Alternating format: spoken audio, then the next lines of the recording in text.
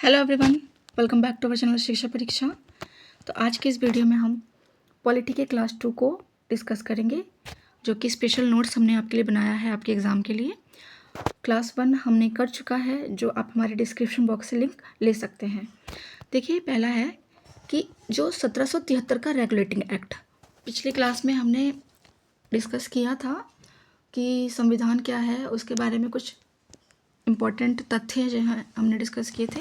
और आज के वीडियो में हम 1773 का रेगुलेटिंग एक्ट के बारे में डिस्कस करेंगे। तो देखिए, 1773 का रेगुलेटिंग एक्ट का जो पहला है आपका कि 1772 से 1773 ब्रिटेन के प्राइम मिनिस्टर लॉर्ड नॉर्थ हुआ करते थे। लॉर्ड नॉर्थ के द्वारा एक गुप्त समिति का गठन किया गया था, जिसकी सिफारिश पर ही 1773 का रेगुलेटिंग एक्ट आया। इसका मुख्य उद्देश्य कंपनी में व्यापक भ्रष्टाचार एवं कुशासन को दूर करना था, जिसके लिए कुछ प्रमुख प्रावधान जारी किए गए थे। तो देखिए, जो प्रमुख प्रावधान वो कौन कौन से हैं।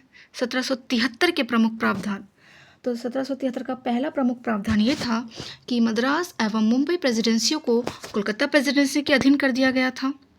दूसरा ये था कि कोलकाता प्रेसिडेंसी के प्रमुख को गवर्नर की जगह पर गवर्नर जनरल कहा जाने लगा। 1773 के रेगुलेटिंग एक्ट के दौरान बंगाल का गवर्नर जनरल वॉरेन हेस्टिंग्स था। याद रखिएगा, बंगाल का गवर्नर जनरल 1773 के रेगुलेटिंग एक्ट के दौरान बंगाल का गवर्नर जनरल वॉरेन हेस्टिंग्स था। और उसके परिषद के 4 सदस्य थे, और वो 4 सदस्य कौन कौन से थे। फिलिप फ्रांसिस, मानसन, बारवेल और क्लेवरिंग। चौथा प्रावधान ये था कि 1773 के रेगुलेटिंग एक्ट में एक उच्चतम न्यायालय का गठन का प्रावधान था, जिसके तहत 1774 में कोलकाता में सुप्रीम कोर्ट का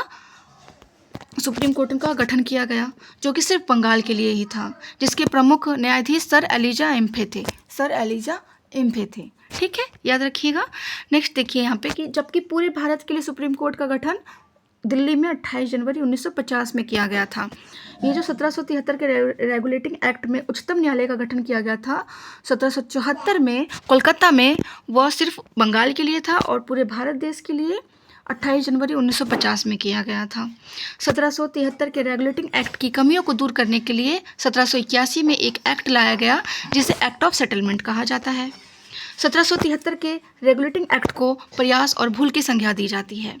आगे के वीडियो में हम जानेंगे 1793 का चार्टर एक्ट के बारे में। तो follow for more. Thank you.